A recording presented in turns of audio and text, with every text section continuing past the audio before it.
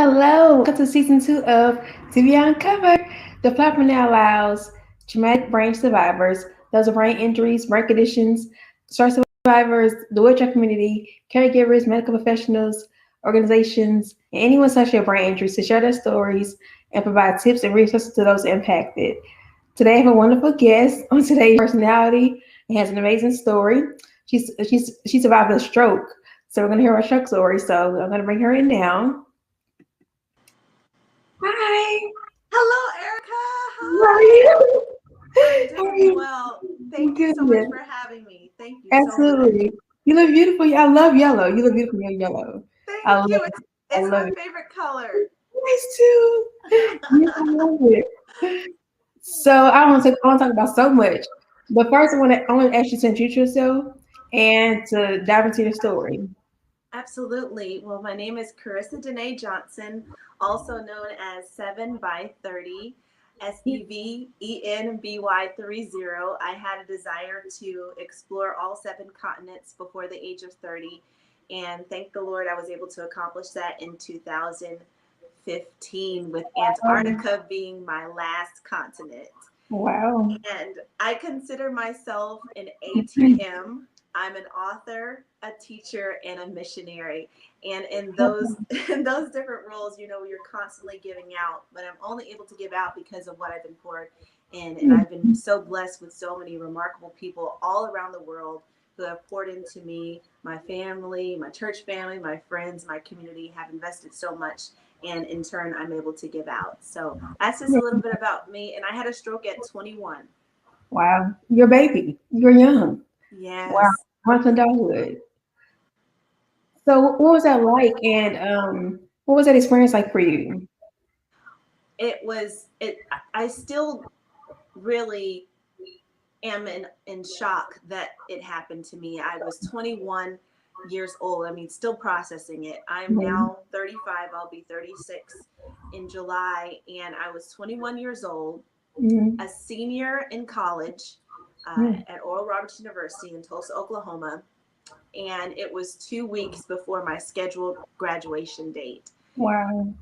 And I was studying in a friend's room, and I had honestly just not felt right all day, Mhm. and um, I just couldn't put my finger on it, and I sensed like it even wasn't necessarily a physical thing. It was like honestly a spiritual thing. I knew something was off, Right. and so to to be in my friend's room studying, I felt something that was off, and so I called her. She was out with some friends. I called her on her phone, and as I started to speak, I realized that my speech was slurred, and Mhm. I was saying to her, I think that something's wrong, but it was very slow. I think that something's wrong, but she was in a car full of people. And Right. so she was like, okay, I'll talk to you later. Bye. She couldn't Yeah. understand what I was saying. I'm like, I can hear no. you. So Mhm. my apartment, I was a head resident advisor on campus. My Okay. apartment was and the dorm was all the way on the other side of campus. So I'm like, all right, I don't know what's wrong, but that was not right. What I just Mhm. heard. So I'm like, let me just get my things. I gathered my things. I walked across campus, and like while I'm walking, people are like, and I don't. Yeah, like are you okay? Yeah. Now I don't. Huh? I was saying, yeah, like, look at you, like, what's wrong with you? Yeah. And Mhm. so, I don't have a mirror as I'm walking, but when I got to my dorm, I knew I just knew I was like something is wrong. So I Yeah. went and I looked in the mirror, and at that point my mouth had pulled to the right. Mhm. So I knew that I needed to go get help, and I just went down to another RA's room, and she opened the door, and she saw that my mouth had been pulled to the side, and my speech by then, I don't even remember all that I was able to say at that point, but she called for the ambulance, and by the time that they got there, the whole right side Mhm. was not working. So, the acronym for stroke is face, arm, speech, time. So it's FAST. The acronym is FAST: face, Okay. arm, speech, Speech. time. Time to call 911. Okay. So in Yeah. that order, just about that happened. For me, my face was affected, my arm, Right. and my speech was affected as well. And it was surely time. And so it over the course of several weeks and really months, it took me, time to really get back to where I was, even down to, losing the ability to lift a fork.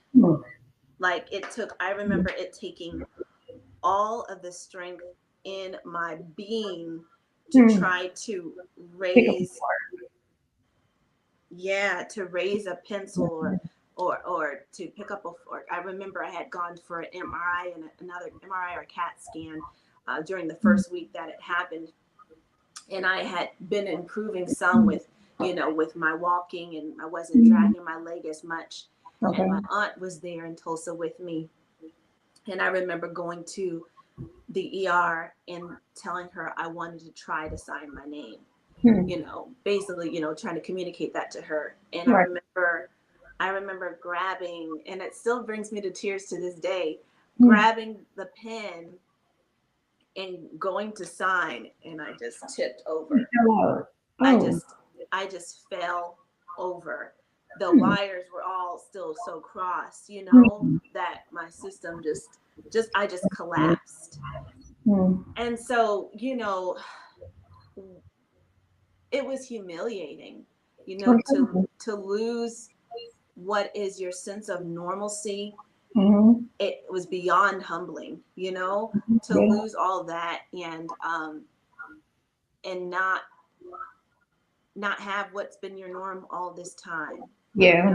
I think, with traumatic brain injuries, that I went through counseling, to try just processing, and I'm still processing now. But to go back to that point where I tried to sign my name, what I learned from that is that at least I was making efforts Yes. to improve. At least I was making efforts to heal. And that happened again with me trying to raise my spoon to have some soup again. But that you have to be patient.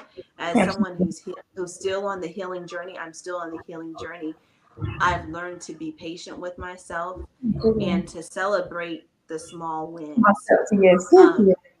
Yeah. And even with my speech, I'm a singer.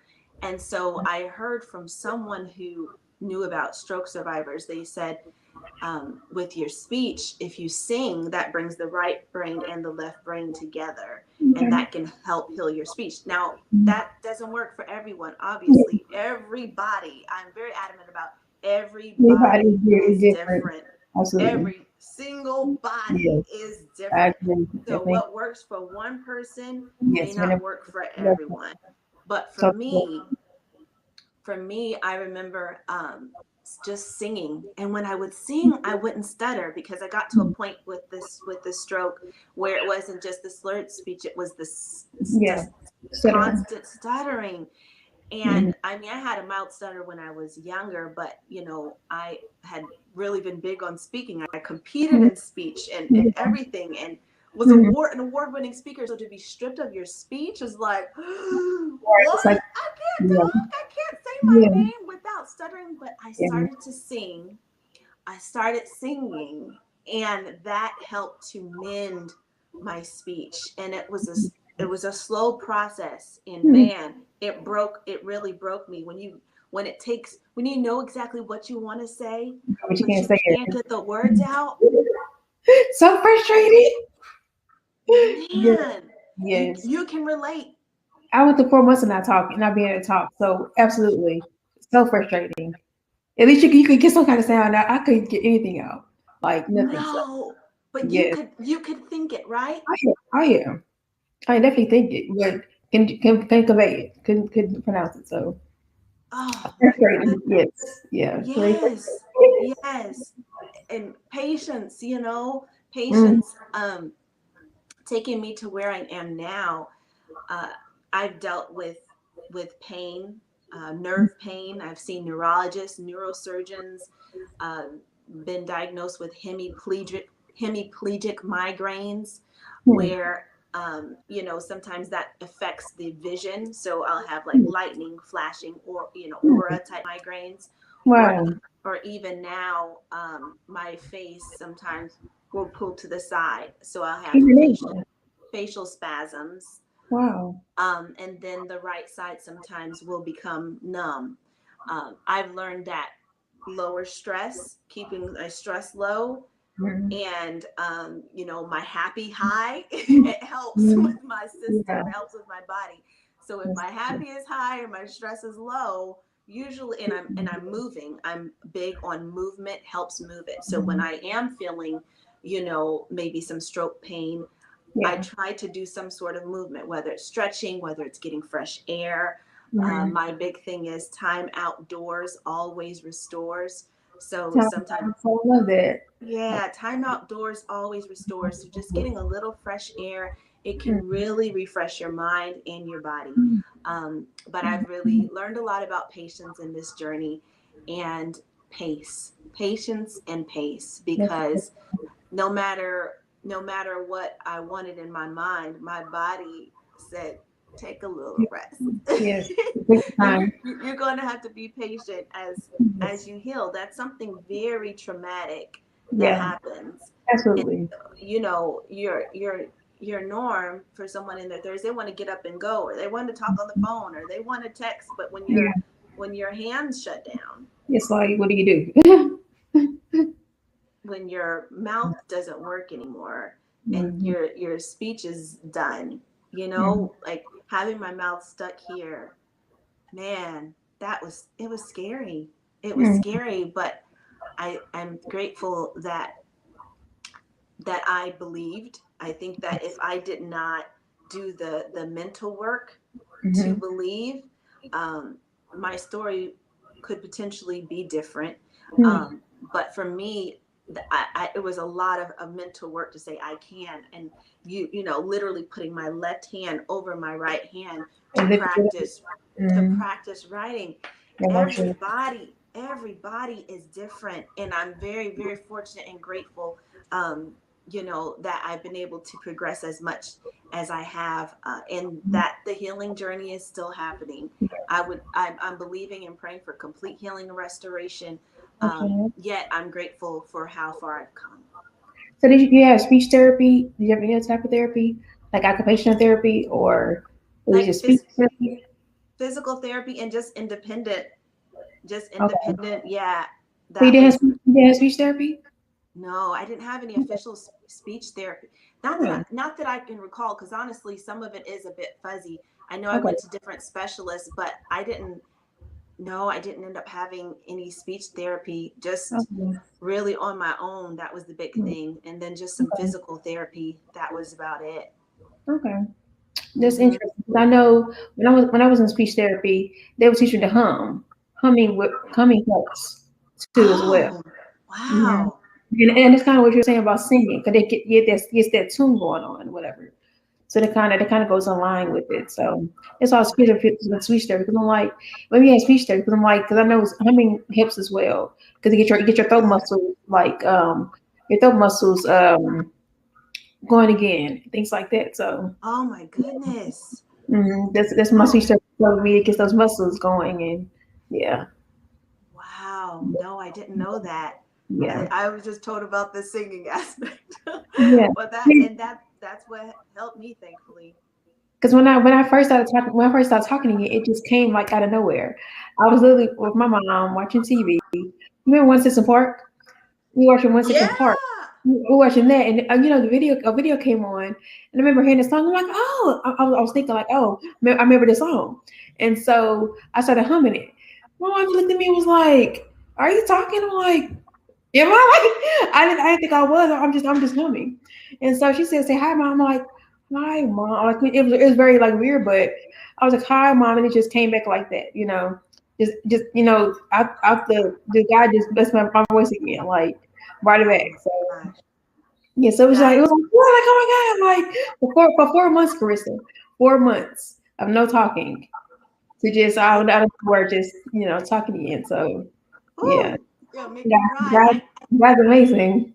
I can't imagine that. I know this is your you interviewing me, Yeah, but how in the yeah. world was it hearing your first word, being able to say your first word?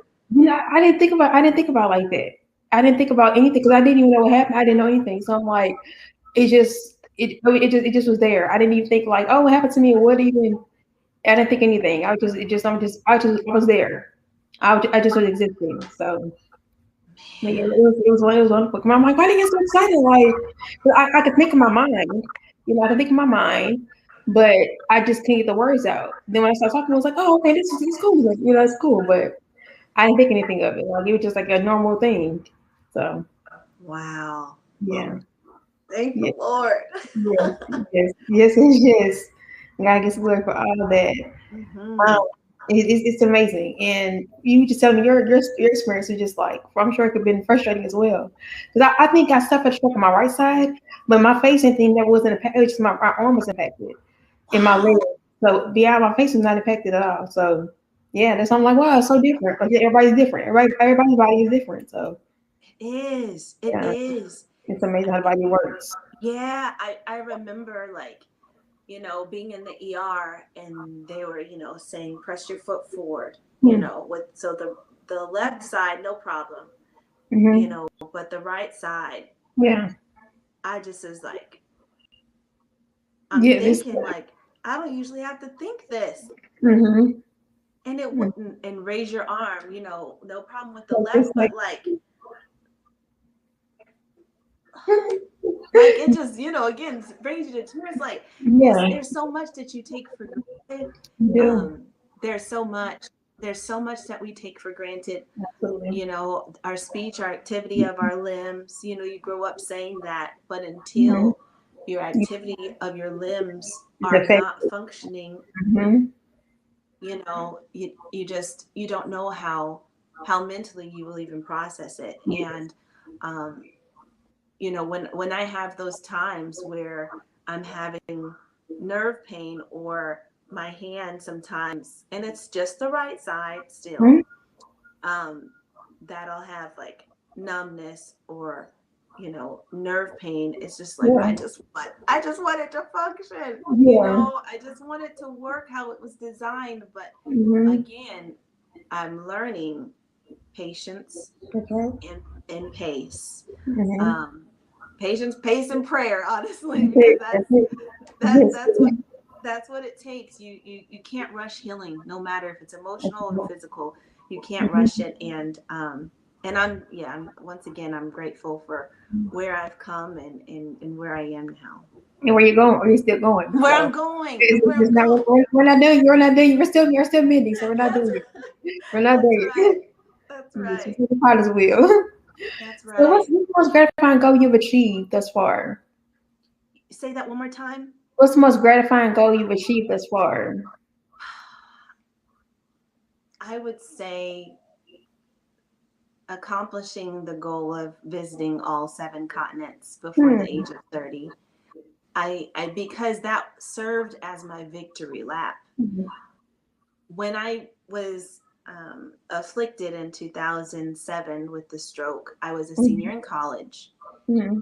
2 weeks before my scheduled graduation date, it took me 4 extra years to Hmm. finish my Hmm. degree. Wow.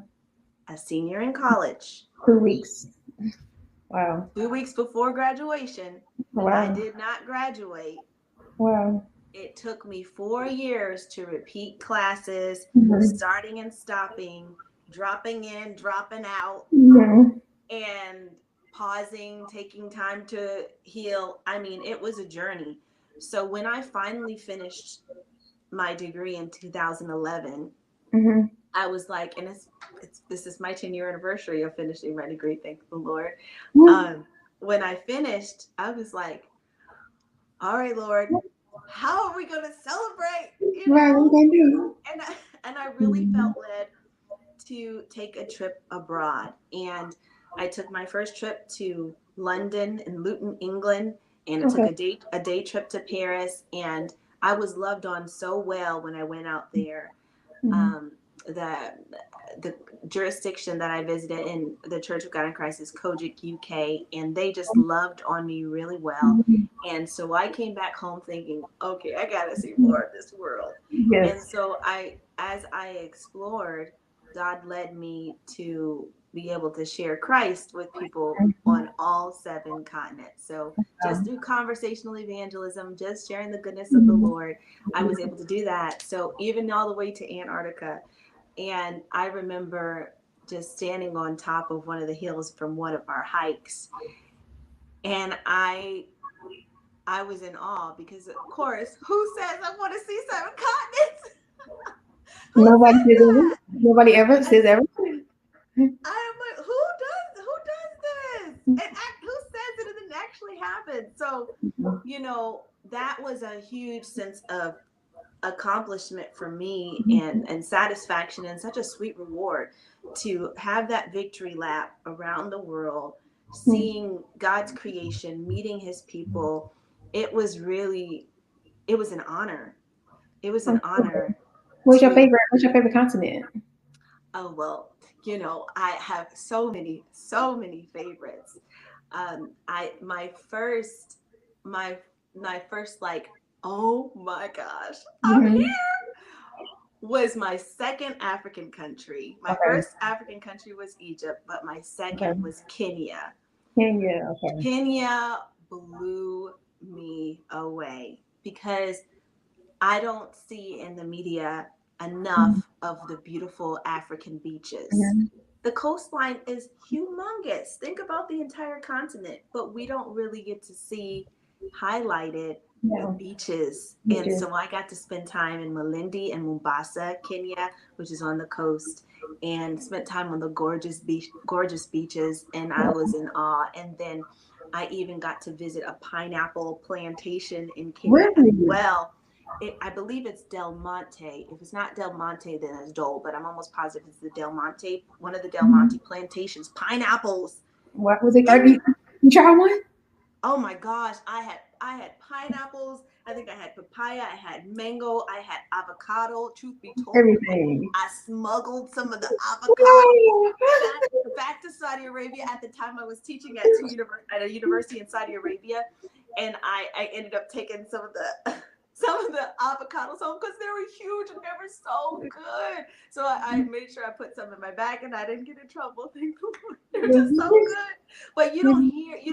I feel like we don't hear enough about No, the vegetation and the lush land and how no. gorgeous it is. I think that's something it's an honor to highlight that. So at spending time in African countries was just like it. I just felt an honor that doesn't compare to anywhere else that I visited. Mm. I've been blessed to go to Ethiopia, Malawi, South Africa, Kenya, and Egypt. And hopefully I'll make it to West Africa. That's my desire, to make it there by the end of this year. So Cool. It's so cool. You see pyramids in Egypt? I did. I Yeah. did. Now my tour guide, the guy who was rolling with me, and I was on the camel and he was walking, and he had a horse as well. He let me actually climb on the pyramids, but word on the street is, You know, supposed to like, do that. You're not supposed to do it. Now, back, this is 2012 when I first went. So later yeah. on, I saw an article about a guy who had gotten arrested or something like Oh that for climbing. wow. I'm like, ooh, thank I'm the glad Lord. you. Yeah, yeah. Yeah. So hmm we in Antarctica. Did you see any igloos? No, I didn't see any igloos, but I did get to go into some of the research stations, Mm-hmm. and I got to meet some of the scientists that were there. So the only people who actually live in Antarctica are the scientists. Hmm. Basically, those are the ones who Wow. actually can live for a certain amount of time, Hmm. Because and so cold. right, and then also because that's a territory that doesn't necessarily belong to anyone. You know what I mean? So like other governments are ruled differently, but Antarctica is very unique. So Hmm. different countries may have different stations where temporarily they can serve for a certain amount of time. So Yeah. that's something that's interesting about Antarctica. But I got to see lots of wildlife. That was just an honor to be able to see penguins in person and whales jumping through the water. And and seals, so many different types of seals. Things that you look at in science books and you dream about maybe And just in real life, because real life right now in real time, like real life, I know it's like, oh my god. yeah. Like, Australia, you see koala bears? No, I didn't. I love koala bears. I didn't see kangaroos either. I was in Sydney, Australia. Okay. So if I went out a bit more, into the rural areas, I imagine I would have seen more of the wildlife. But it was more so just the urban life that I saw, in the city and getting to see the Sydney Opera House, or the harbor, getting to see that. That was beautiful, seeing the Darling Harbor as well. But yeah, I was really grateful. I felt like Sydney was extremely bright. Being in Sydney, it just seemed like it was so bright, and the people were very welcoming as well. So That's cool. 7 continents before 30. yeah, Wow. and I took my first trip abroad at the age of 26. Okay. And I made it to Antarctica at 29. Right before 30. Okay. And Wow. I taught in China. I was blessed to teach in China for a year and a half. I taught at 2 universities in Saudi Arabia, the first being the largest women's university in the world, which is Princess Noor University. The university is so massive that it has a monorail, like a train on campus that goes around. Really? Yes. Wow. It is a stunning campus. And then I was also able to teach at King Salve University. And those girls are the ones who taught me about Snapchat. So I got on Snapchat while I was in Saudi Arabia because the Saudi girls were like, teacher, are you on Snap? Are you on Snap? Saudi girls. Saudi girls. Yeah, they taught me. So, and I just communicated with some of them this week. I had posted on Snapchat and they're like, Miss Johnson, you've not been on Snapchat in a long time. I'm like, I know, I'm usually on Instagram. Forgive me. But I, all of that, I don't think would have happened had I not, been afflicted. I don't. Why do you think that is? Why do you think that? Why do you think that is? Like, I think that I wanted to celebrate, that victory of recovering and pushing through. So that just opened up this whole new desire to live and live well. I definitely agree with that. I definitely agree. Yeah, to give it my all, to explore endless possibilities, and to be hungry for life, and to be teachable. I think it's so important to be teachable.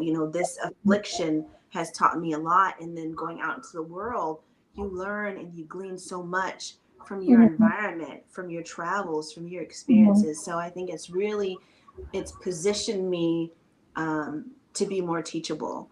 Even when I hear about different matters around the world, I'm hungry and I'm curious and I'm learning and always trying to glean enough so that I am able to give and deposit, into others however I can. So why do you think? Why do you think we don't live until we're conflicted or something happens? Why do you think that is?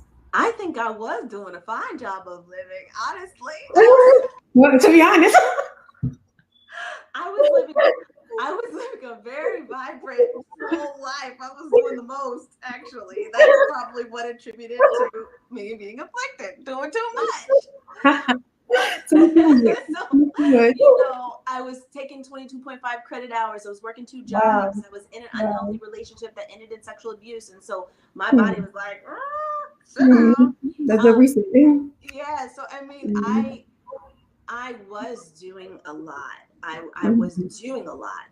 And it wasn't necessarily bad. It just perhaps wasn't timed well. That's what I talked about, pace. I remember my dad at one point, he called me my senior year, just a few weeks before graduation. And he said, Karissa, I just want you to know, I know you have a lot on your plate. If you don't finish, that's okay. If you need if you need to withdraw from some classes or whatever, that's okay. And I was like, no, I can do it. 22.5 credit hours is almost a double load.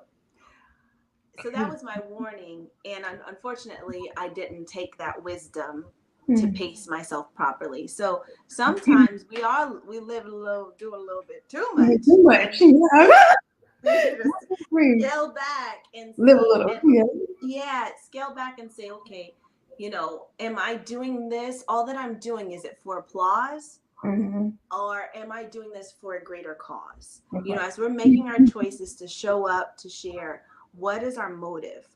Yeah. So I think, in living, we really have to live and give from a pure place. Absolutely. Because if you don't, you just miss out. Because it's a beautiful Mm-hmm. thing when you can give from a pure place, you can reap, Yes. you can receive the Absolutely. pure things, the pure harvest that's called to be yours. So yeah, I think balance is really important. I think pace is very important, and I think living as you're called in each season is important as well.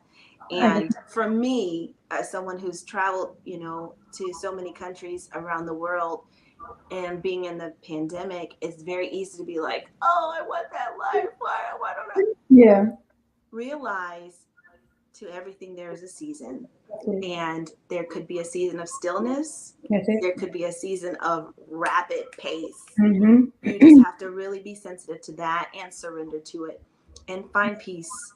And if you don't have peace, ask the Lord, God, give me peace in this Yes. peculiar season. you Please and know thank you. Please and thank you. I haven't had a stamp in my passport since 2019. God help me, Lord. you know I gotta get started. I gotta get started. Yeah, yeah. There's so much for us out there, and in time, Okay. we'll walk into those new things. Yes. So you're a mom teacher. I love. I'm like, look at her as a teacher. You're so animated. You're so like vibrant. You're so lively. Like, I know the kids love you. Like, Thank I know, you. yes, Karissa. So what would you want to be a teacher? Like, what's that like? Like, the teacher You life. know, I started off as a special education major, and Okay. with a concentration in teaching English as a second language. Well, my Mm-hmm. senior year, I changed my major. Who changes their major their senior year? See, doing too much. To international community development, and I Okay. still kept my concentrations in special education and teaching English as a second language. So I knew that I loved the look on Hmm. students' faces when they got it. That, I'm telling you, that gives me so much joy when teaching, especially teaching new material, when they connect, if it's math, if it's science, Mm-hmm. whatever it is. Now, as a substitute teacher, I get to build relationships quickly. I'm able to, satisfy that desire even to travel by going to different schools just Yeah. about every day, building relationships quickly, and then also building rapport, because as you're going to certain schools over and over again, you really get to have connections with students and teachers. Definitely. And I feel like that's really important, making impact, and showing up as you are to deposit Mm-hmm. whatever you're called to give. And so I love seeing students grow, whether they're a kindergartner or whether they're a Mm-hmm. senior, taking a Spanish class, and they're like, oh, now I understand what that is. I love seeing them grow. And then also I just love, the feedback that I've gotten, that they feel seen. I think it's very Yeah. easy, just to go in your normal routines, daily, as teachers carry so much, I'm sure. Yeah. so Absolutely.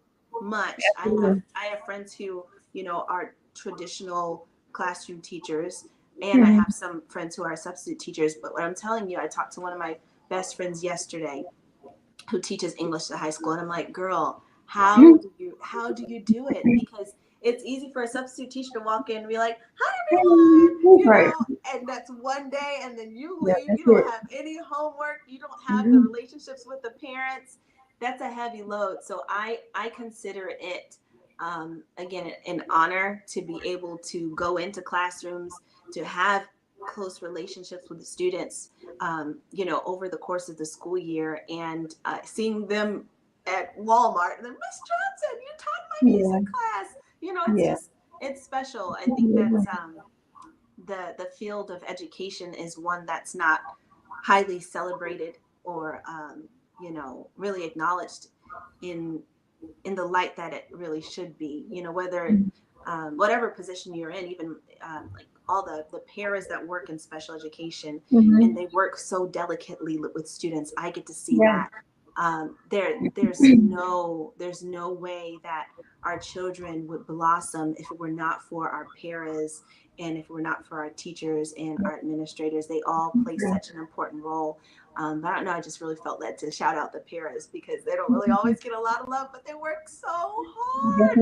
They work so hard, especially with our students who have special needs. And so when you're called to students, when you're called to a position that is unassuming, perhaps unpopular, and not always celebrated, man, you're called to something with great depth. Yes, absolutely. And it's gonna last. It has longevity. So yes, it does. It impacts generations upon generations. Yes, but it might be popular at the moment, but it'll be popular. Like, it'll last longer. Yes, absolutely. It's not a fad. It's just it's a longevity thing. So So why do you think it's important to have something that inspires you? Say that one more time. Why do you think it's important to have something that inspires you, to do something that inspires you? Because it fuels you. It fuels you. It gives you the fire that you need to move. Yes. My big thing is go, do, be. That I do that as my hashtag all the time. And I wrote a song called Go Do Be, and my children's book, God willing, will be out this summer. That's called Go Do Be. And I constantly am inspired by my students, the thousands of them that I have, because of all the schools that I've taught at this school year specifically. And they inspire me. They inspire me. I think it's important to be inspired, because you realize that someone is expecting something from you. They are believing in you, and they want you to show up and show out. So with my students, they're just like, Miss Johnson, tell me about this. You said that you went there. You were going to be going to this country. How was it? Tell me about that. So it's like this sense of expectation. And if you have a sense of expectation, you have someone or something that's inspiring you, you're not going to be okay with being complacent where you are in life. You're going to constantly be challenged to grow, to stretch, and to propel yourself forward, to launch out into the deep. And I think that it's really important to be surrounded by people who inspire you. And my goodness, don't small people, little people inspire you? Because they're like, can you open this? Oh, thank you. Or can you draw this for me? Wow. And so it's just like, you mean something to someone. And when you mean something to someone, you sit up straight and tall, and you speak clearly and loudly, and you try to bring your best. So I think it's really important to have people around you that inspire you, because it fuels you for more. It fuels you to go further. I love that. So go do be. What is you said in one of your videos? What does that mean exactly? Go. Okay, go. So my lyrics for my song are: go into everywhere that you must go. Go and do everything that you must do. Go and be everything that you must be. That is why we are singing Go Do Be. And that's my anthem. Go into everywhere. Everyone's called to somewhere different, someplace different, many places. Go and do everything that you must do. Everyone's called to do different things. Go and be everything that you must be. And that really highlights all the textures and layers of who we are. You're not just called to be one thing. There's so much that's inside of you. So that's why I always hashtag Go Do Be. It's all tied up in that. I was thinking like, God do. I'm like, wait a minute. I'm like this. God do. I'm like, wait a minute. It's not God, just God. I'm like, it's broken down. So I'm like, oh, I get it now. Yes, Go Do Be. Go do be. So I got it now. So what else do you look forward to doing besides writing a book? Anything else in the works for you? this was one of the things my students made me do. One of my students, I was subbing for English, or maybe it was a time when it was definitely at the high school. But I was just sharing up. They're like, "You're a performer," because when you see me when I'm on my Instagram stories, Yes. they're like, "You're a performer. Have you ever thought of performing on a stage?" And I'm like, "Yeah, I love Broadway. That's a dream of mine." So I have applied for Hamilton, the Broadway production Hamilton. Yes, I submitted my application, my video, my resume, all of that. I haven't heard back. Hamilton, but Hamilton. like that would be a dream. I also get to work in journalism. Okay. Through my denomination, the Church of God in Christ. Okay. I get to serve as an anchor and a reporter and a co-director for our news program. And so it's been a blessing to be able to use my skills of speaking, to reach the masses. So I'm interested in journalism opportunities. I'm looking into that. I'm really open to anything that aligns with my purpose and with my calling.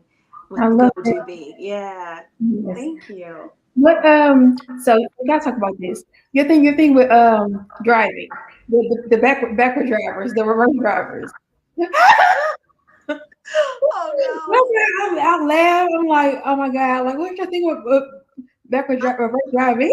I have got to perfect it. I'm a military brat. And so military brats should know that you're supposed to park backwards. And I guess in some cities it's pretty much the custom to park backwards, but I've not perfected it. I'm still working on it.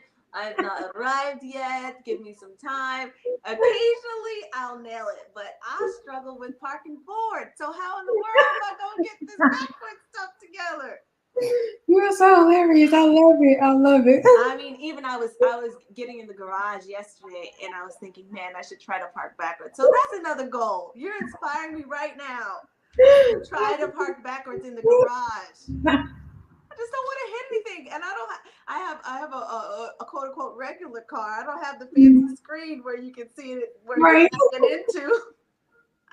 I have a regular. I haven't upgraded all the way yet. So maybe if I had the little fancy rear view camera thing, then I'd find a little bit more confidence in parking backwards. Not there yet. I love it. Oh my goodness. Gibbies, the Gibbies. I love the Gibby. I love the Gibby video. I love it. It's like one of my favorite. I'm like, oh my God. I watched it like 1,000 times. I thought it was so hilarious. I had to watch it. I'm like, this is so. I watch it. It's so hilarious. I have to watch it. Goodness. It's so hilarious. I thought that for those who don't know, I did this kind of like it was kind of like a satire. I was mocking, those who do giveaways. And I was like, we're going to do a givey. I called it a givey. And even this guy in India thought it was so funny because, I don't know, I was like, we're doing a givey. And, when people do giveaways, they have all of these requirements. All the rules, yes. I'm telling you, they'll be like, tag 16 of your friends and write an essay. Share to your stories and all kinds of stuff. Share it to your story, share it to your profile, tag 16 people. I'm like, y'all are doing too much. So I had to mock, I had to kind of to joke a little bit about that. So that was fun, doing a gimme. So that was well received. I love it. And I love your videos you walking outside. I've never done it before. I never walked outside. Not in the grass, not in the grass, not barefooted. Yeah. Like I've never tried it before. I'm telling you, it really does really kind of calm me in the morning. If I had a bad dream or woke up in a bad mood or I just want to be refreshed. I'm able to go outside every morning. Wow. Mm-hmm. Every morning, and if I miss a morning, it's not a good thing. So that's very rare for me to miss a morning. Now I was out of town in Dallas for 5 days, and I was in a hotel, so I didn't have my grass that I have here. This is just cement outside, so I did go go 5 days, and some of my friends on Instagram were like, where's the morning refreshing? Right. We want to see you walking in the grass, because Yeah. it's calming. And this morning it was pouring rain. It Mm. was pouring rain, and I haven't had a raining morning refreshing in a long time.